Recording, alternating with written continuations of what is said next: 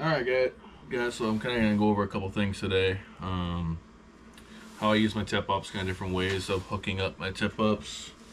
Seems like the camera's getting a little online. There we go. And see how we go from there.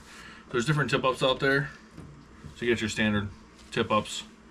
Now I see a lot of people running these different. For me, I'm using the harnesses just because I'm usually fishing with a little bigger minnow. So kind of quick overview. I have my harness hooked up to 15-pound fluorocarbon. Good 2.5, 3 feet. Fluorocarbon, 15 pound. Running up to a leader. From leader, I got a 15-pound braid. And now from there, this is where I see kind of different things out there. So I see people using those little yellow red bobbers. So I went out and changed that to a little slip knot. That way it's smaller and go in and out the eye without a problem. Pass through your hand a little easier. The only catch is if you do get hit by it, probably gonna pop and then you're gonna put a new weight on. But that way you can just mark it. You know, keep checking the depth. As long as you're in the same depth, you can usually just leave the mark where it is. Drop it down, set it up, good to go every time instead of rechecking depth every time. So when I'm out in the lake, I'm usually fishing weed lines, you know, anywhere between 7 to 10 feet. And I usually want my minnow 1.5 feet, 2 feet above the weed line. If there's no weeds, fishing like a drop off or right off the edge, or the weed's been killed, I'm fishing, 2 to 3 feet off the bottom, letting that minnow swim freely. As you see, there's no real weight down here holding it down. I just want the minnow to be able to swim as freely as you can. Now, when you got this down the hole, so you reel up to the weights, and I've seen a lot of people do this. I watch it every day when I'm out there fishing. People will grab here, pull it out of the ice. So your first goal is just to break the ice around it. If it's frozen in, break it all so this can come out smoothly. You just want to pull it out, and what I usually do is I tilt it, and so the line can still spin down freely. And I'll pull out, probably 3 to 4 feet of line. Slowly start pulling back up until I can feel the fish.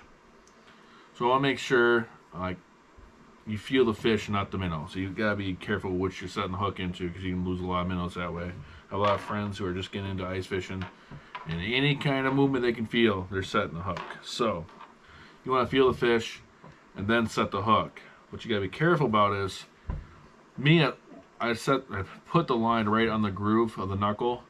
And after about 2 or 3 fish, you're going to have a nice slice in your finger. So if you can't find a little meatier spot when you're setting the hook, that way you don't cut yourself. You don't get that deep groove inside your knuckle. So that's, a good recommendation. Just I usually go between the knuckles, lock it on there, and then set the hook.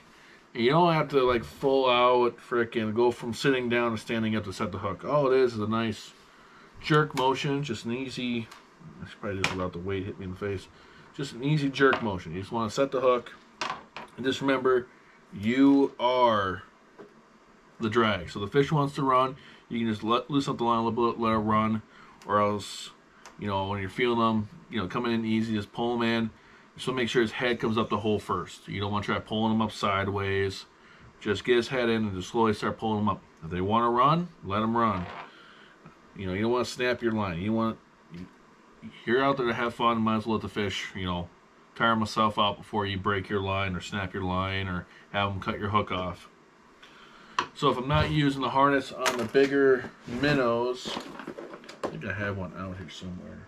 Oh, right here. I'm usually using a single hook, and I go right underneath the dorsal fin. On the harnesses, I got one in his front lip and one on the back side of the dorsal, going underneath the skin of the dorsal. So that way if he takes it from the back or the front, I have a hook into him. Then, so kind of how this thing works, of course, you got your light setting and your heavy setting. So the one with barely a groove is your light. Fish for walleyes, you get small shiners or fat heads. You're using bigger suckers, you're going to lock it on the heavy. So when the fish starts taking the line, pops the flag, and you have a fish on. So that's how these tip-ups work. They work great. They attach very well with the blue tips tip-ups alarms that go to your phone. Just gonna wrap this up so it gets out of the way.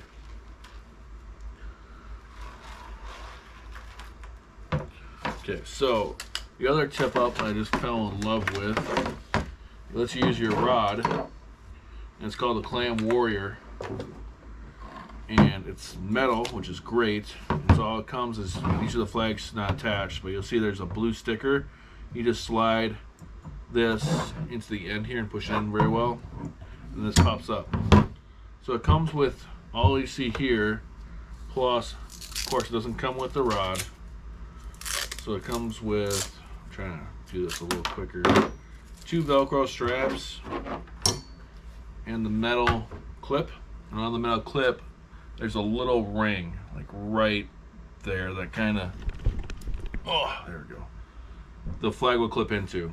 So when you're putting this on, you just want to make sure that the point points back towards the reel.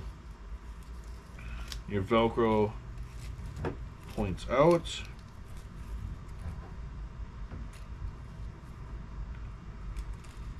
You're going to lock this on there. Make sure you kind of got it in the middle.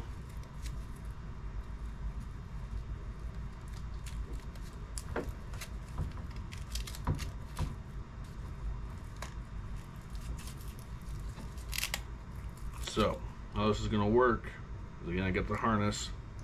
I'm using a bobber stopper to mark the weight on these.